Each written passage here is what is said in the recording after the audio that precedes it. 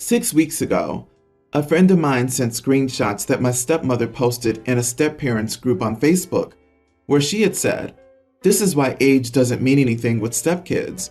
And in that group, she posted an old piece of my letter, homework from second or third grade, where I got very emotional.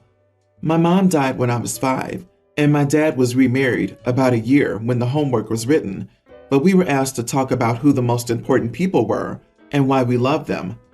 In said homework, I talked a lot about my mom and how she had been important to me because she loved me and always made me feel safe, and how my dad had replaced her and expected me to replace her with my stepmother, and it made me sad. However, he was still the other most important person in my life. This is just a basic synopsis of what I wrote, but it was very emotional and clearly written by a little kid. I remember my teacher calling Dad in to speak to her at the time because she was concerned. I remember talks with my dad and all that stuff. He told me how he hadn't replaced my mom and how much it hurt my stepmother to read that because she loved me, and she was hurt that she wasn't mentioned as one of the most important people when I had also mentioned Grandpa from Mom's side and my grandma from Dad's side. Anyway, my stepmother posted that homework in that social media group, along with some comments to others about how I had been so young and how it was a slap in the face. Then my dad was chiming in and saying how he felt so bad for my stepmother and how badly I had acted, writing something like that. Stepmother said it was like some kids don't accept that the adults are the ones who know what's best, and that if you're loved as a kid, you should love the adult back as a parent and all this stuff.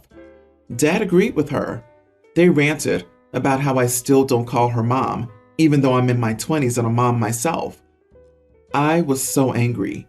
Dad had always told me that I came first, and he wanted me to know that he would never think badly of me for not thinking of her as my mom. But then he blasted me along with her and shared something pretty personal and showed a lot of my pain back then.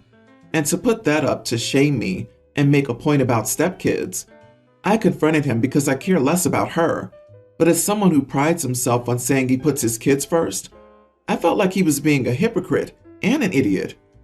He didn't like me saying that and told me I was never meant to find out, and freedom of speech is a thing. He also said all my old homework is fair game for sharing since it's technically his as my parent. He told me I had no right to attack him over private stuff, and he should be allowed to vent. Am I the idiot? Not the idiot. For your sake and your kids, go low or maybe no contact. These people used your grief as a child to shame you to strangers. They crap talked a grieving child pouring out their raw emotions. These are not good people. I'm trying to imagine being in stepmom's social media group and seeing her post homework from 15 or 20 years ago to complain. To any reasonable person, a stepmom would be outing herself as a bitter, bullying idiot who holds a grudge over the actions of a literal child. Maybe her social media group is an echo chamber made up of like-minded jerks, but the point is that she's making a far worse statement about herself than she is about OP. It is staggering that your dad went for the freedom of speech to humiliate a child at their most vulnerable publicly. By all means, Dad, say whatever you want, but know you've permanently damaged our relationship. I'm so sorry. Losing a parent at any point is tough. It's life-altering when you're a child. I'm astonished that anyone would want to humiliate their own child for expressing such heartbreaking sentiment. And as for his wife, to still be simmering with resentment about your grief 20 years later is beyond belief. If I were you, I would be seriously debating whether I wanted these people in my children's lives. My female big sister got married on Friday. She and I are twins, so we're very close and best friends. She's child-free, and I have 2 boys, both toddlers. Obviously, she loves her nephews, and she never mistreats them, but she's not a person who would accept being a babysitter for a day. She has never offered to help with anything, though it's her choice and I respect it. Not surprisingly, her wedding was child-free, even for the family. She asked me to be her maid of honor, and I accepted. I was responsible for a few things at the ceremony and party, nothing complex, but I asked another bridesmaid for help, so she was also on top of everything. My children stayed with my in-laws while my husband and I went to the wedding. About 10 minutes before everything started, I was there for 2 hours. My in-laws called, saying that my youngest had hit his head while playing with my oldest and that they were taking him to the hospital. I despaired. Even though they said he was conscious, my heart was not at peace, nor my husband's, so we decided to go to the hospital. I talked to the bridesmaid and explained everything I had to do. She accepted, and when it was time to talk to my sister, she had a meltdown, saying that I couldn't go at the most important moment of her life, and if I was choosing him instead of her. I got really irritated and said, "Yes, I chose my son in the hospital." I left with her cursing me. My son is fine, but he got 2 stitches without any internal trauma. They did the exams, but we only left the hospital the other day because they preferred to put him under observation because he's very young. Like my husband, I preferred to stay away from my cell phone. When I got home, there were several calls from different people, and I answered when I saw my sister's message. She asked before how my son was, and when she learned that it was a minor injury, she started screaming, saying that I abandoned her at the most important moment in her life, and that she was without a family in her own marriage, no parents or grandparents. I left my responsibilities to someone who did everything wrong and caused an embarrassment. And to make matters worse, I didn't even want to show up since my husband could stay in the hospital, while I would at least share this moment with her. She called me several names until my husband took the cell phone out of my hand and told her to screw off. I really could have at least gone to the party, but I wasn't going to make it knowing my baby was in the hospital. I can't help but feel bad for my sister. Am I the idiot? She started screaming, saying that I abandoned her. Had she rather have you abandon your child to stay with this grown woman? She's the idiot. Your sister needs to chill. Yes, it was a minor injury, but it could have been worse. Always better to be safe than sorry. She sounds like a bit of a bridezilla. I get that her day was important, but she's showing you where her priorities lie. I don't have kids, but I can't imagine being myself in any position at the wedding. It's her nephew too. Like, hit his head for a toddler could be anything. It's not like anyone could have possibly known it would be okay at that time. It sounds like they kept the kid in the hospital for a few days because even the doctors didn't know.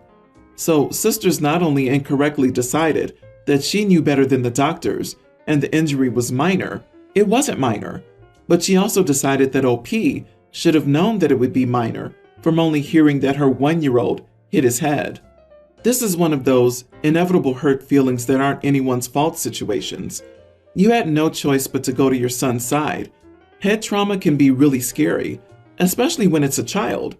Your sister's entitled to her hurt feelings about not having family on her wedding day, but she's overreacting and taking it out on you when you couldn't help it. This week, my parents and my brother took me out for my birthday. My brother was a bit down because his divorce was finalized earlier this summer. He is living with my mom and dad temporarily because he was no longer eligible to live in military housing once the divorce was final. I've never been married, so I don't understand, but I try to be supportive. For example, doing things like taking him out so he isn't just sitting in the house all day while my parents are at work, or proofreading his resume. I do understand that he's going through some stuff, but he spent the entire night complaining, and no matter what anyone said or did, he was negative. I tried to ignore it, but when he made a comment about our waitress while we were walking back to the car, simply because she was wearing an engagement ring, I snapped. The waitress didn't mention marriage, and her service was fine. My brother said she probably lied to her boyfriend to get him to agree to marry her. I snapped and told my brother that his wife didn't lie, and his marriage failing was his fault. My brother met my ex-sister-in-law when she had just finished her medical residency and was new in the military. They met in 2008 and got married in 2010. From the start, she told my brother she never wanted kids. She was open about being childless by choice to everyone, so he dated her and married her. This whole time he thought she would change her mind, and after all this time, he got mad at her when she got mad at him for pressuring her to have kids. I didn't marry her, and I knew she was childless by choice. It wasn't a secret. She divorced him because he wouldn't stop pressuring her to have kids and get her tubes untied. He went so far as to try and change the grounds for divorce from no fault to fraud, claiming she entered the marriage under false pretenses. That didn't go anywhere. He maintains she lied, and he's also mad that he wasted so much time with her. Before I snapped at him, I had never said anything. His divorce was none of my business, and I only tried to be a supportive brother, but his comments about the waitress pushed me over the edge. He's got his underwear in a twist and wants me to say sorry to him, but I'm not sorry. I've listened to him complain for months since she filed for divorce, and it's only gotten worse since he moved back here. I have tried to be supportive and helpful as much as I can. Was I the idiot for snapping at him? He's still angry about it. Not the idiot, but also probably not going to get him to see reason. The literal years of him expecting his ex to change her mind should tell you that he's someone who crafts the narrative he wants when confronted with someone telling him something he doesn't want to hear. That is a spot-on analysis. He will not hear what he doesn't want to hear, OP. Your brother's bitter because he never bothered to listen to anyone but his inner voice of selfish desire. It doesn't sound as if sister-in-law was anything but transparent. Maybe someday he'll realize that her joining the military and being in medicine are two exceptionally demanding activities that reinforce the idea of being childless, and that he was blind to what she said to him and her actions. He made his bed. The fraud was all in his mind, assuming his ex would change her mind just because he was so wonderful, and it would be a crime against humanity not to replicate his genes in some form. What an idiot. She's better off without him, and so too would you be. This happened last year, but I still receive snide comments and remarks from my brother and sister-in-law about this. I'm obsessed with makeup and skincare. It's probably one of my favorite things in the world. I'm not a professional, but sometimes I will do makeup for my friends and family for special events. But again, I'm not a professional. So it's only something I do for people I know and am very close to, for obvious liability reasons, and because I just flat out don't want to. I also do not like when others use my makeup for hygienic reasons. When my brother and sister-in-law got engaged, I was thrilled. Sister-in-law is a sweet girl and treats my brother well. During the wedding planning, sister-in-law asked me several times if I would do the makeup for her wedding and her wedding party. I said no. I didn't want those people using my makeup, and I explained that I was not a professional and wouldn't do it. Sister-in-law seemed fine with my choice, and I thought we were fine. She sent a text message telling all of us that she'd hired a professional to do everyone's makeup, and that we would have to send her $150 before the wedding. I told her that I wasn't interested, as I'd be doing my own. She was upset with me and said that if she got 10 people to give $150, she would have her makeup done for free. Again, I told her that I wasn't interested and stood firm that I was doing my makeup for the wedding. My brother was super mad at me and called me a cheapskate, which caused us to get into a huge fight. We barely spoke in the weeks leading up to the wedding, and during the wedding, both he and sister-in-law snubbed me. My mother got involved and said I should have just given the $150, even if I wasn't getting my makeup done. But I told my mom that I'd already given them a gift. Why should I give more money? I wasn't a bridesmaid or even involved in the wedding party. I was just going as a guest and giving them a $500 cash gift. Since then, my relationship with my brother has been strained, and my sister-in-law will not speak to me at all, except for snide comments, calling me a cheapskate, or making snippy remarks about my makeup when she sees me. Am I the idiot for not caving and giving the money for the makeup artist? Not the idiot. You weren't even in the wedding party? Sister-in-law and brother are being ridiculous. You don't owe them $150. Your brother should have ponied up the $150 so she could get the freebie. You already got them a gift. You weren't offered payment for your services, and it's your supplies. They were taking advantage of you. Your sister-in-law is an entitled brat. If she thought you were skilled enough to want you to do everyone's makeup, then you're clearly skilled enough to do your own makeup. Next time she calls you a cheapskate, you need to say, "The $500 I gave you as a wedding gift proves that I'm not. And if you can't appreciate that, then I'll gladly accept the $500 back." The fact that she and your brother can't seem to get over this shows that this was never about makeup. This was about being told no, not once but twice. I hate to say it, but people who are jealous or dislike someone for no reason tend to latch on to the tiniest perceived or not slight to have a reason to be outwardly unkind and rude. I, 33 male, am married to Molly, 36 female. We have a son, Theo, 5 male. Molly and I got married 7 years ago, but both decided to focus on our careers before we jumped into anything ultra responsible, like children. I'm a journalist and she was a midwife, and we both did very well for ourselves. Our combined income meant we could actually survive this economy.